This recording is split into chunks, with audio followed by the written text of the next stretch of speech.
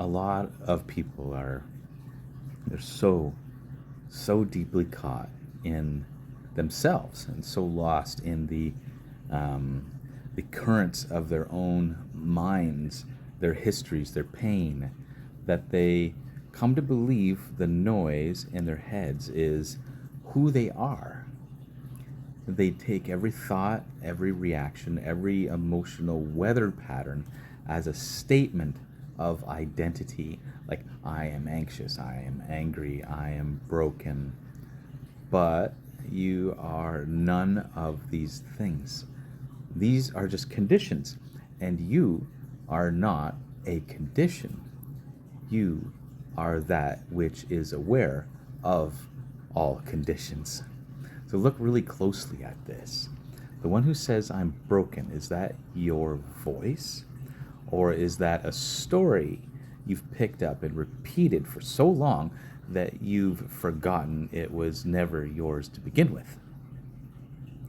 It's like you suffer not because of what you truly are, but because you've mistaken the passing clouds for the open sky. You've mistaken what you experience for what you are. And this is the root of all confusion here. You've never lost yourself, not your true self. It's never left you, not even for a moment. But in trying to survive your pain, you wrapped yourself in ideas, beliefs, fears, desires, traumas, roles, and you begin calling those layers me. You've forgotten that you are the one who sees those conditions. So the mind isn't an enemy here, though. That's not what I'm saying. The ego is not an enemy either. Not at all. But identification with it, that's definitely a trap. You're not your thoughts. You're not your emotions. You're not your pain. You are that which sees all of these. You are awareness, that pure, silent, indestructible awareness. That same awareness that was with you as a child when you looked at everything with wonder. That same awareness that watches the mind churn when you can't sleep at night. It never changes. It never judges. It just simply is. And it is you. So in Sanskrit, we call this awareness Atman. This is the self, not made of the mind, not made of our bodies, right? It's not personal, but it is within you. It's your original nature. It's untouched by memories, unaffected by your opinions, and unstained by your past. So the Atman is not something you become. It's what you are. So once you stop playing the roles, once you stop attaching yourself to the conditions or pretending, right? You uncover this Atman. This is why meditation is so powerful. Now, a lot of people I speak with, they confuse a sense of mindfulness with meditation. People will say, gardening is my meditation, or working out is my meditation, but those aren't meditation. Meditation is truly to focus on that which is beyond the mind. And that's a difficult thing to do, and we have to develop this within ourselves. So when you watch your thoughts without grabbing them, when you feel emotions without becoming them, you simply just sit in silence, not manipulating, not fixing, not becoming, and you begin to remember just through uncovering. It's not something that you gain. It's something that you uncover. This uncovering, this is remembering. It's not the gaining of something new, but the dropping of something false. And by false, I mean these currents and weathers and storms which come and go and pass, which are transient, which don't define you, right? It's not an achievement here. It's just a recognition. And it's not a performance. It's a state of surrender. And it's totally personal, totally subjective. So those of you who've spent a lifetime under the weight of your own suffering here, maybe no one ever told you that you are not the noise inside your head. Maybe you've always believed that the pain means you're broken. So I'm just going to tell you, just gently but clearly here, you're not broken. You are buried. And the one buried beneath all that noise is whole, is radiant. You're totally free. You don't have to fix your mind. You don't have to win some spiritual competition or some personal competition or competition with others. You just have to become still enough to see what's always been here. Like, stop chasing peace. Stop fixing yourself. Just be here, right now. Just close your eyes and notice. There is something in you that is aware of your body, aware of your breath, aware of your thoughts. So be that. Be the one who sees and the one who doesn't change. Not in ignorance, right? But resting in a sense of self, which is radiant, loving, blissful. Rest in awareness. That is the Atman. That is your self. And from that ground, every step in life becomes clear and simple and light. Problems and concerns within the mind still come and go, but you don't get tangled in them. You just observe them like passing clouds, or watching a play. You don't confuse yourself for the characters who are upset on the stage. You can watch them, empathize, and with your thoughts you can be compassionate in these feelings which arise. So what is the Atman? The Atman is not a theory. It's not a doctrine to believe. It's your direct, intimate, unshakable self, which is always present and never touched by time. So Atman means this self in Sanskrit, but not this small personal self we defend and decorate. It's this eternal witness, a silent knower with no beginning and no end, and it's not born and it doesn't die.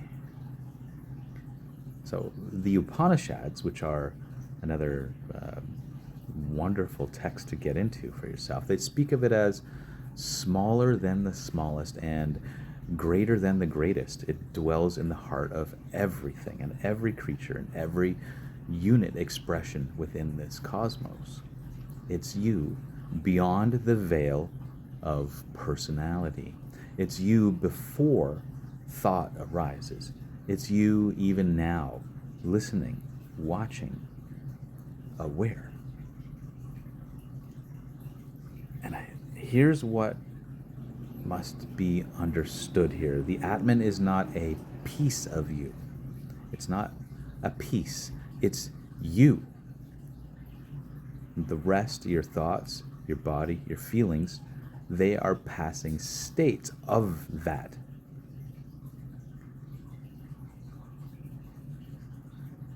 They are appearances in you, not you. You are not an appearance. You're not a condition. You are that which is aware of appearances and aware of conditions. You don't have a self. You are the self. And the moment you stop clinging to thought and emotion as your identity, you discover a background silence that has always been present. And this isn't emptiness in a negative sense. It's fullness, stillness saturated with awareness. It's unchanging because it's not made of anything that changes. So, to be clear here, this isn't about escaping the world. Not at all. It's not about suppressing anything. It's not about regressing. It's about seeing through the illusion of separateness. And once you recognize yourself as Atman, everything else falls into its right place. You stop fighting life because you realize that what you are cannot be harmed by life. So when you're wrapped and entangled within the mind and its contents and beliefs, ideas, ideals, personality, identity, personhood, all of these things, you limit your expression to those conditions. The Atman has no conditions. It is the witness of those. Right? So suffering arises when you think you are the doer, the struggler, the one who has to hold everything together. But from the seat of the self, you realize this body acts, but I am not the body. This mind thinks, but I am not the mind. This emotion moves through me, but I am not the emotion. We can say, happiness is here, anger is here, fear is here, rather than I am fear, I am anger, I am happiness. By doing this, it subtly changes the narrative, and you perceive these things passing through you a little more freely rather than identifying with them. You rest in the sense of freedom, even while the waves rise and fall. So the Bhagavad Gita calls this one of steady wisdom, right? It's sthita prana. It's the one who sees pleasure and pain, success and failure, joy and sorrow, and remains inwardly unmoved. Not because they're cold, not because they're indifferent, but because they're rooted in what is real. This isn't a sense of real that's made from the mind or the contents of the mind or experiences. It's a resting place which exists beyond the mind, and we all have this. We all have moments of complete interconnectedness and understanding that's beyond thought. And this is the secret of peace here, not to rearrange the world, but to stop identifying with the one who suffers. Instead, just abide within that one who sees. So the Atman isn't separate from the divine. It's not a spark of God. It is God. This is that Tat Tvam Asi. Thou art that. The Atman is not just your individual self. It's one with Brahma, the infinite, the undivided, all-pervading reality, existence itself.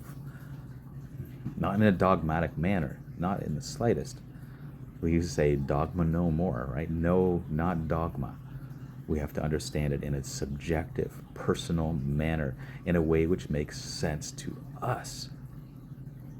We don't take on what other people say and repeat it like parrots. We have to understand what this means, that we are this existence itself. The same awareness that's in you is the same awareness that's in me. Awareness is awareness. Awareness of a specific event, situation, or anything is very unique. But the awareness itself is just one self appearing as many. This means your neighbor, your enemy, the bird in the tree, the child crying in the next room, all are the self covered in different clothing. So when you know this, compassion begins to arise naturally, and service becomes natural. Love becomes the default state here. So what does it mean here to live from the self? It means to speak from silence, act from presence, to think from clarity, to move from a space of love. It means to stop defending your ego, to stop trying to prove your worth, to stop narrating every moment as if you are the center of the universe. You are not. That is an egoistic construct.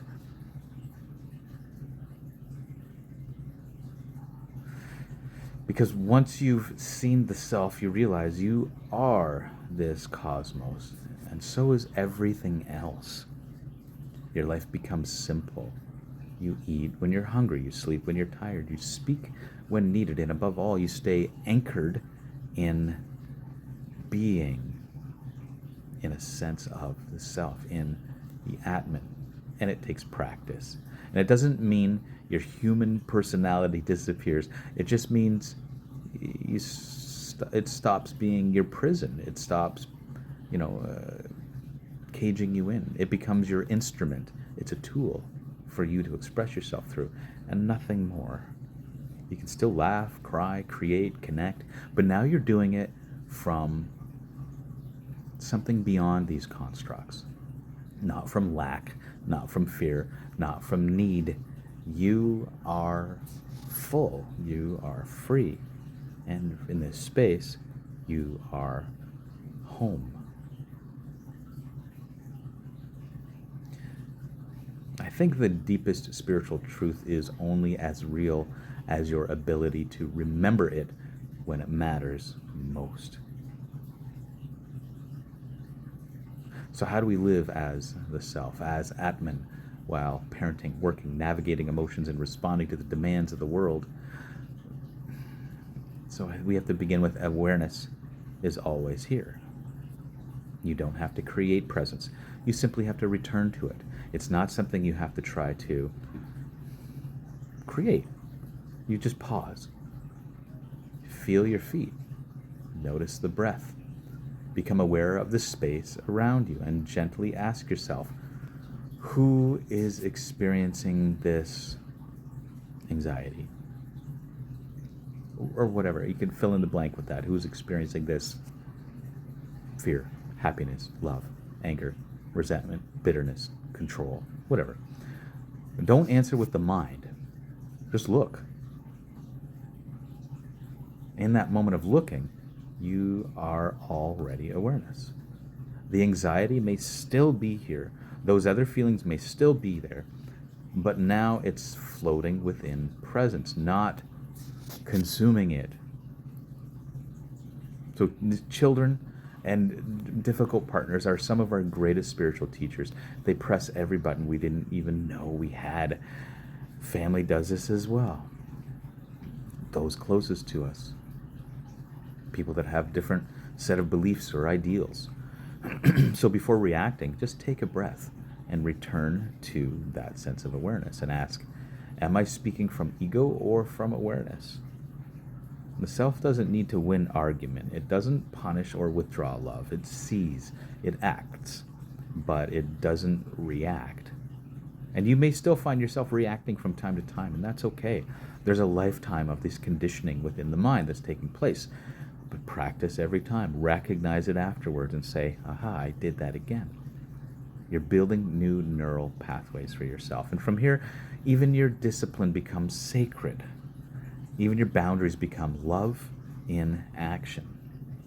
So too many people work from ego. They're chasing recognition, fearing failure, building identity. But you can work from presence. You can answer emails as awareness. You can sweep floors, teach classes, raise funds, or run meetings, not as someone trying to become somebody, but as awareness, simply expressing itself through action. This turns work into worship and service into offering and action into stillness in motion. Maybe grief, rage, shame, or confusion come up. Just let it rise, let it move, let it dissolve. Don't fight it, don't feed it, don't run away from it. Remember, this too is being witnessed. The Atman doesn't need you to be emotionless. That's not what we're saying. Never suppress. It only needs you to stop being identified with it. You are the sky, not the storm. And every time you identify with the storm, you're growing that storm more and more and more through the identification of it. Identify with the sky. Let the storms come and go. So brushing your teeth, walking to the car, washing dishes, these are perfect times to return to the self. Feel the weight of your body. Notice the sounds around you. Breathe and just be. No thought is needed here, because you're already present. You're alive. You're aware. This is meditation in motion. So throughout the day, just silently repeat, I am. Not I am this or that or, whatever. Just I am. Let that mantra bring you back to your unchanging presence. Anytime you're caught thought or emotion, just say inwardly, seen. This reminds you, if I can see it, I am not it. Practice seeing the world from the Atman. Look at others and silently say, that is also the self. So watch how judgment melts and love awakens with this. So before the day begins, just sit quietly, even for 2 minutes, and rest as awareness. Your mind will try to keep pulling you back in and say, oh, I see this, I see this, I see this. I am that which is seeing this. And you'll find yourself becoming entangled. But just take a step back every time you notice that. That's the work, right? This helps frames your day in truth, not in illusion. You become stable and not rigid. You become rooted. You stop leaking energy into every emotion and every story and every reaction. Your mind becomes more light. Your heart opens. You begin to radiate something, and something that's quite quiet and powerful that others can feel. You don't have to preach. You don't have to prove anything. You just are. Your very presence becomes a transmission. You walk through the world as a lamp, not because you're trying to shine, but because you are. So just remember, you were never meant to become the self. You were only meant to remember it again and again and again and again until there's nothing left but that. Until life itself becomes a dance of the self within itself, silent, eternal, and free.